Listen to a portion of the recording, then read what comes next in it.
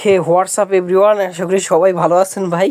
আজকে আপনাদের কাছে শেয়ার করব যে LMC 8.4 যাদের ইনস্টল নেয় না বা গ্রিন স্ক্রিন হয় তারা এইটা কিভাবে হচ্ছে সমাধান করবেন, ফুল প্রসেস কিন্তু দেখাই দিব। তো অনেকেই কিন্তু পারেন না বা জানেন না, তো কিভাবে আপনারা LMC 8.4 আপনারা কীভাবে ইনস্টল করবেন প্লাস ক্যামেরা সেট আপ করবেন বা আপনার কীভাবে কনফিগগুলো আনবেন, ওকে কীভাবে কনফিগগুলো সেট আপ করবেন টোটালি কিন্তু এই ভিডিওটায় আপনাদের কিন্তু আমি দেখাই দেবো। তো সুতরাং সবাই চ্যানেলটা সাবস্ক্রাইব করে রাখবেন।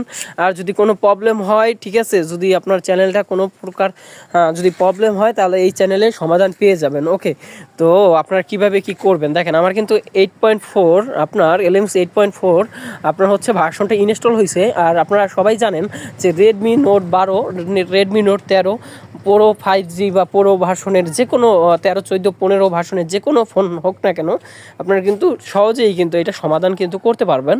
তো আমার এই যে ভার্সনটা আছে আমি যদি আপনাদের দেখাই ভাইয়া তাহলে আপনারা বুঝতে পারবেন। দেখেন সেনাপাট এরকম 685 অক্টাকোর ম্যাক্স 2.8 GHz 8GB র্যামের ফোনটা। ওকে, তো যাই হোক না কেন আপনারা কীভাবে LMC 8.4 আপনারা কীভাবে সেট আপ করবেন প্লাস হচ্ছে আপনারা কীভাবে এটা সমাধান করবেন দেখেন।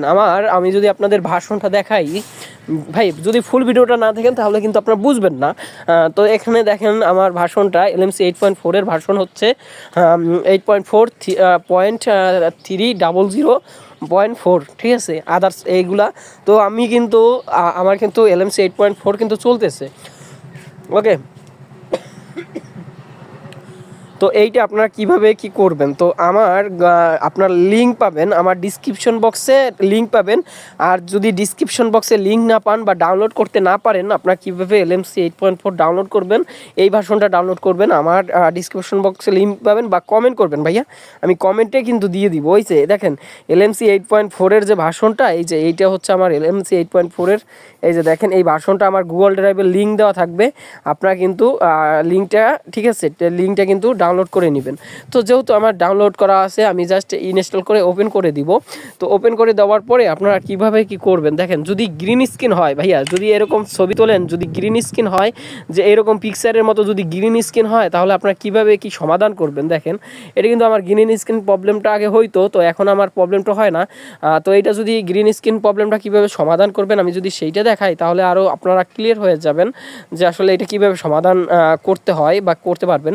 তো এখানে লেখা আছে প্রসেসিং ফাংশনে ক্লিক করবেন, তারপরে হচ্ছে এখান থেকে নিচে চলে আসবেন কালার কারেকশন। ওকে, কালার কারেকশন এখানে হচ্ছে আপনার